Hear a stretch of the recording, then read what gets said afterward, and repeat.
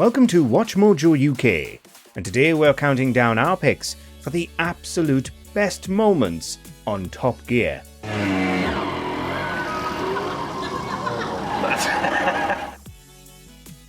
Number 10, 3 AM driving challenge.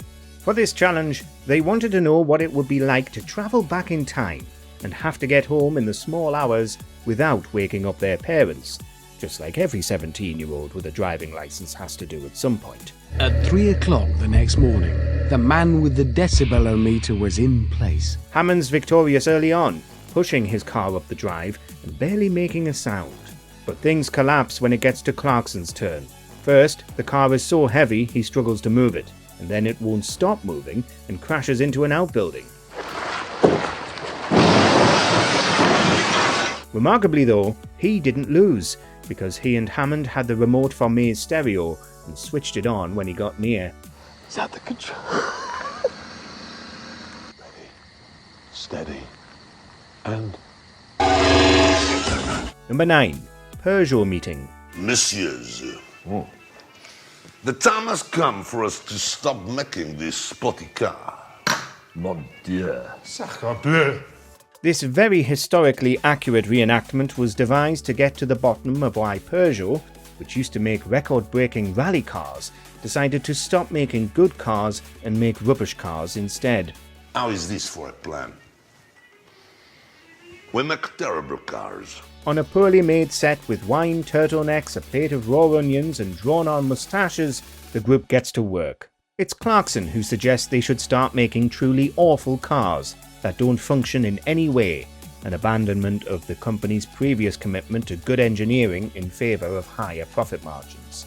Cheaply made, sloppy handling, lackluster dung, the lot of it. If there's one thing the Brits can't get enough of, it's mocking the French.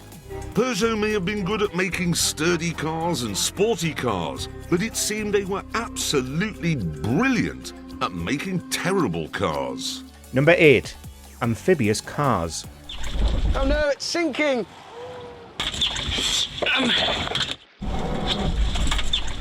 Generally, you shouldn't be combining cars with water, unless you're an excellent engineer and really know what you're doing.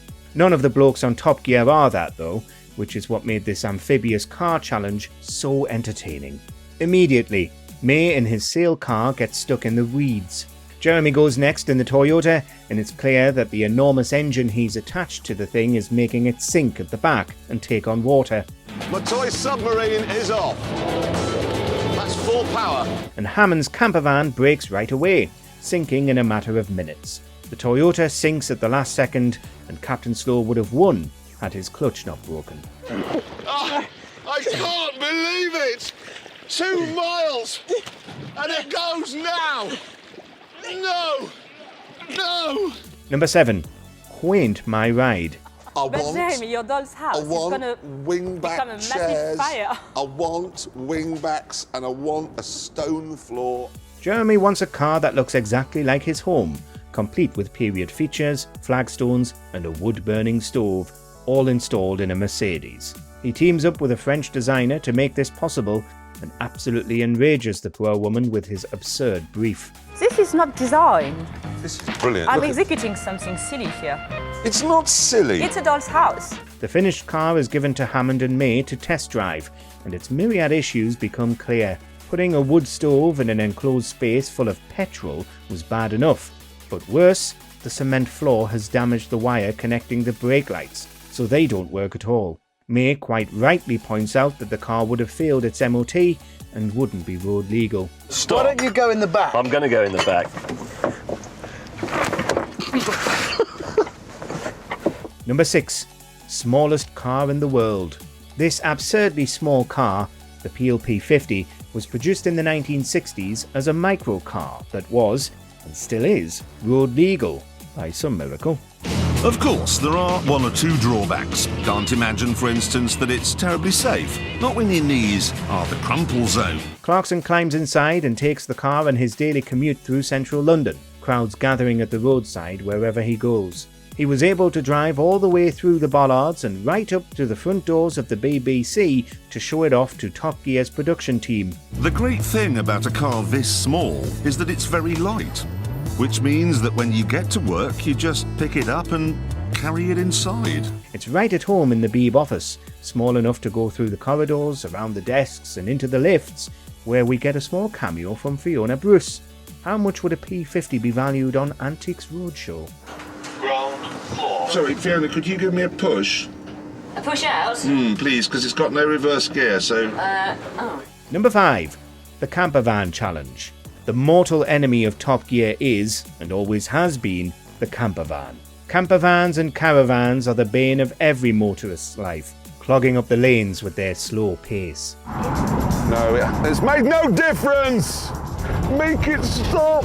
Clarkson's converted a Citroën into a multi-storey tower, while Hammond needs to disassemble and then reassemble his cottage on the campsite.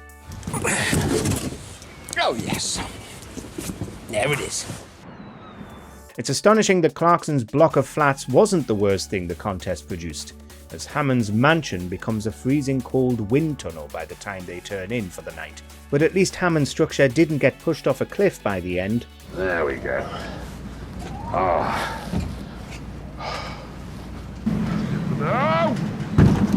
Number 4.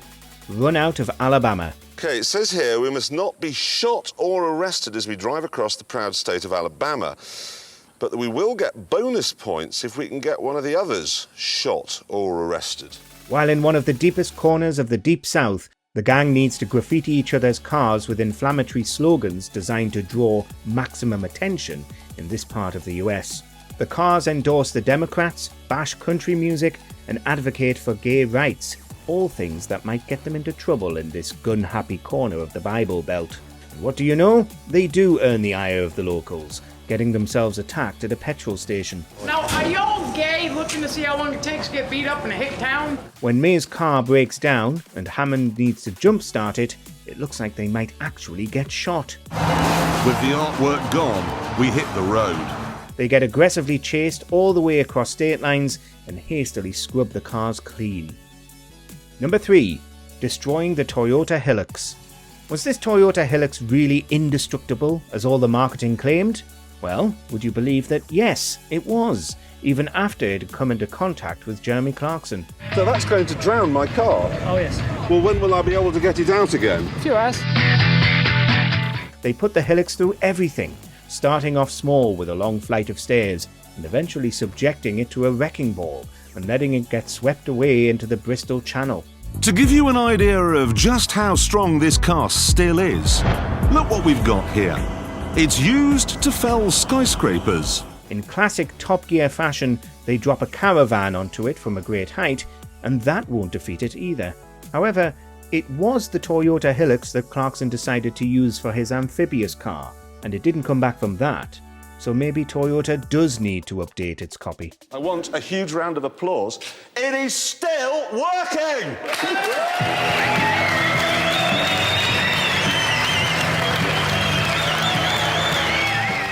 Number 2. The Stig Unmasked. He was telling me the other day he's been fed up with newspapers and I suppose internet geeks as well speculating that he's a photocopier salesman from Bolton or that he lives in a pebble-dashed house in Bristol.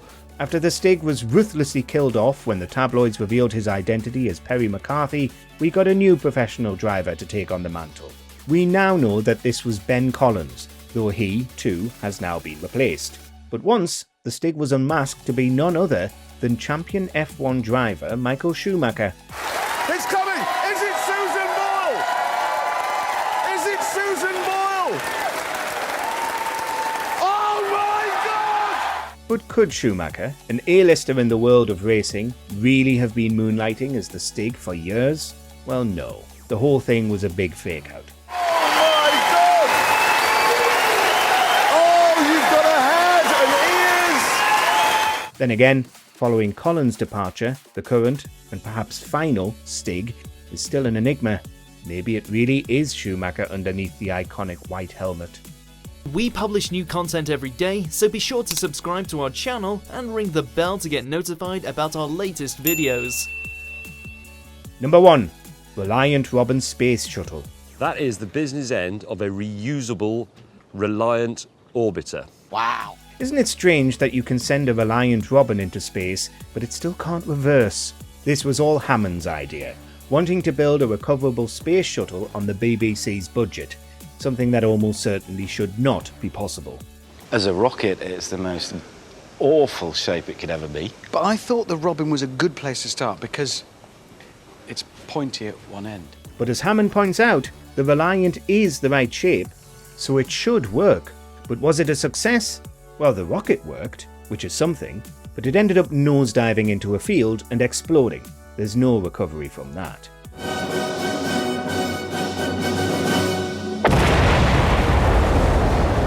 But we'll always know that, years before Elon Musk launched a Tesla Roadster into the solar system, Top Gear had its own, indelibly British space launch.